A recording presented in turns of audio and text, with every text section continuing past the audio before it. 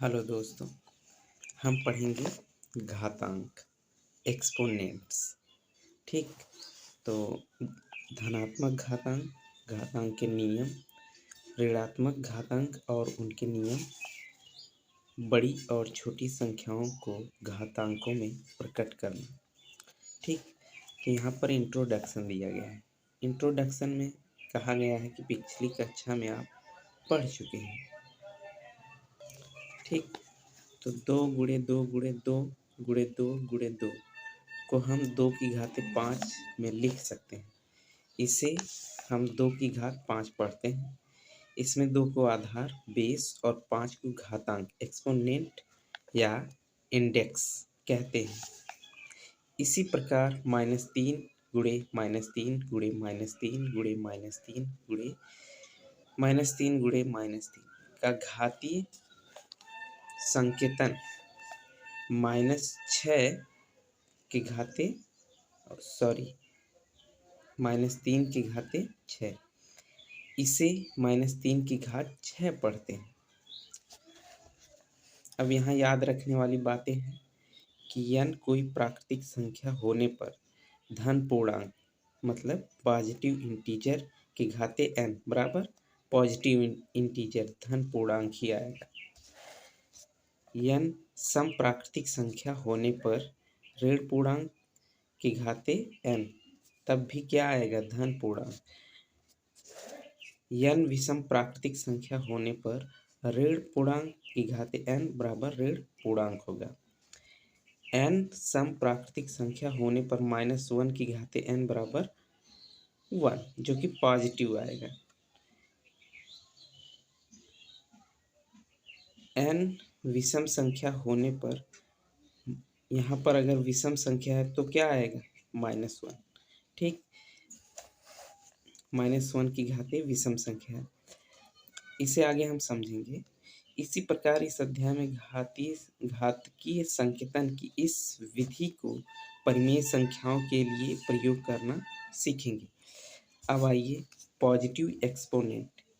यदि a एक परिमेय संख्या है और m एक धनात्मक पूर्णांक है तो a को a के साथ m बार गुणा करने से प्राप्त संख्या को a की घाते m से प्रदर्शित करते हैं।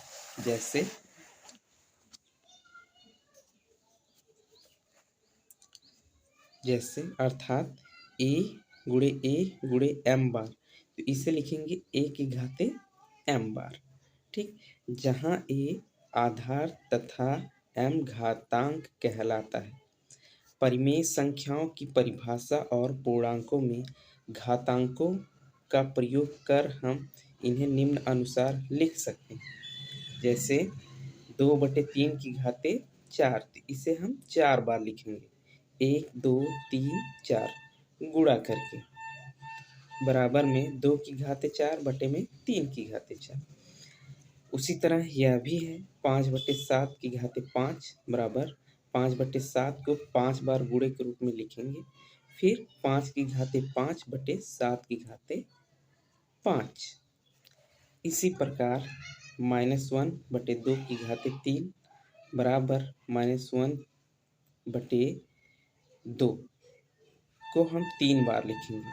फिर हम लिखेंगे -1 की घाते 3 बटे में 2 की घाते 3। अब याद रखने वाली बातें हैं, यदि P/Q या P/Q परिमेय संख्या एवं m धनात्मक पूर्णांक है तो P/Q की घाते m बराबर में P की घाते m बटे Q की घाते m। ठीक, अब देखिए उदाहरण। निम्नलिखित को परिमेय संख्या के रूप में व्यक्त कीजिए।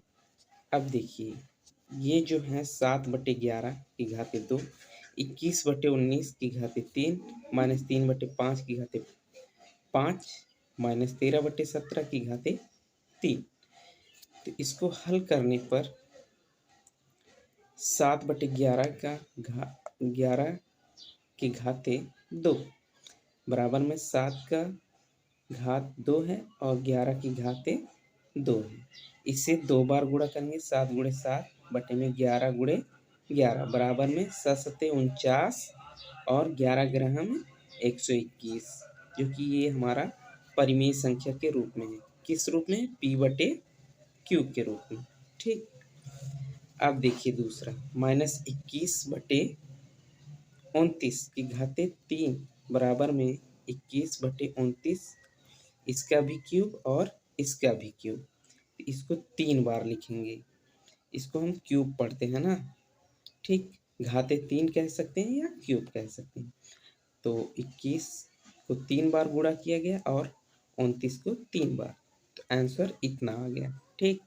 अब तीसरा देख लीजिए, -3/5 बराबर में -3/5 बराबर में -3 को हम 5 बार लिखेंगे और 5 को 5 बार, बटे में 5 को 5 बार, तो आंसर इतना आएगा। ठीक। अब आगे देखते हैं, -13/17 या क्यूब बराबर में इतना लिखेंगे। इसके बाद 3 बार इसका गुणा और 3 बार इसका, तो आंसर इतना हो जाएगा। 2197 बटे में 4913 या 4913, ऊपर माइनस में है। निम्नलिखित को घातीय संकेतन के रूप में व्यक्त कीजिए। अब हम इसे घातीय संकेतन के रूप में व्यक्त करेंगे कुछ इस तरह से। तो 1/343 को 1/7 इसका मतलब 1 का क्यूब बटे 7 का क्यूब बराबर में 1/7 का क्यूब। उसी तरह दूसरा 16/729 को लिख सकते हैं 4 को 2 बार, 16 को 4 के गुणे 2 बार और 27 को 2 बार। ठीक। तो 4 की घाते 2 और 27 की घाते 2, जो कि 4/27 की घाते 2 है। उसी तरह तीसरा -125/343, इसको लिख सकते हैं -5 को 3 बार और 7 को 3 बार, तो इसे हम क्यूब के रूप में व्यक्त कर देंगे। नंबर 4, -625/1296, तो इसको हम लिख सकते हैं 4 बार और इसको लिखेंगे 4 बार, तो ये हो जाएगा -5 की घाते 4 बटे में 6 की घाते 4 बराबर में -1 की घाते 4 गुणे 5 की घाते 4 बटे में 6 की घाते 4। तो -1 को हम यहाँ पर देखिए क्या है, ये सम संख्या है, तो ये क्या हो जाएगा? प्लस हो जाएगा यहाँ पर। ठीक। इस तरह से इसके बराबर 5/6 की घाते 4। ठीक। निम्नलिखित के व्युत्क्रम प्राप्त कीजिए। तो 3 का स्क्वायर है और 1/5 की घाते 3 है, -7 की घाते 6 है और -8/11 की घाते 6 है। तो देखिए हल, हम जानते हैं कि परिमेय संख्या को p/q का व्युत्क्रम q/p है। इसी प्रकार p/q की घाते m है का व्युत्क्रम q/p की घाते m होगा। ठीक। अब देखिए 3 की घाते 2 का व्युत्क्रम 1/3 की घाते 2 बराबर में 1/3 की घाते 2 हो जाएगा, क्योंकि 1 की घाते 2 1 ही आएगा। ठीक। तो 1, अब दूसरा देखिए 1/1/5 की घाते 3 का व्युत्क्रम 5/1 की घाते 3 बराबर 5 का क्यूब बटे 1 का क्यूब बराबर 5 का क्यूब। क्यों? क्योंकि 1 का क्यूब करने पर 1 आएगा और डिवाइड करेंगे तो 5 का क्यूब उतना ही आएगा। -7 की घाते 6 का व्युत्क्रम 1/-7 की घाते 6, तो माइनस ऊपर चला जाएगा, तो -1/7 की घाते 6। चौथा -8/11। ठीक। -8/11 का व्युत्क्रम 11/-8 की घाते 6, माइनस ऊपर चला गया 11/8। क्यों माइनस ऊपर गया? क्योंकि हर हमेशा पॉजिटिव होता है। ठीक। की घाते 6। अब देखिए